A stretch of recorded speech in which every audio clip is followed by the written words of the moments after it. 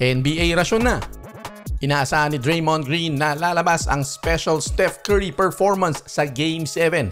Lamang ang Golden State Warriors pagdating sa experience. Nandyan si Steph Curry, Draymond Green, Jimmy Butler at si Coach Steve Kerr na mas mahaba ang eksperyensya sa pagko-coach kumpara kay Ime Udoka. Ayon kay Draymond Green ay tinitingala raw nila si Steph Curry para gumawa ng mga espesyal na bagay kada gabi sa huling 13 years na magkasama sila. At hindi raw naiiba ang parating na Game 7 sa Houston. Kinakailangan talagang mag-regroup ng Warriors dahil sa huling dalawang laro ay dominanteng tinalo sila ng Houston Rockets. May dalawang strategiya na binago itong Houston Rockets.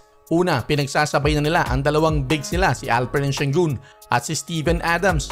At nakakalikhayo ng maraming offensive rebounds at second chance points na nagko-compensate sa inefficiency ng kanilang opensa. Pangalawa, gumagamit ng zone defense ang Rockets sa maraming pagkakataon sa laro para guluhin ang rhythm ng Warriors. At mahabol nila ng dalawang defenders si Steph Curry pag ito'y tumatanggap ng bola. Mas madali nga namang gawin yon kaysa single coverage tapos saka ka nalang do-double pag hawak niya ang bola. Idagdag mo pa na may injury itong si Steph Curry sa kanyang heel lalaki.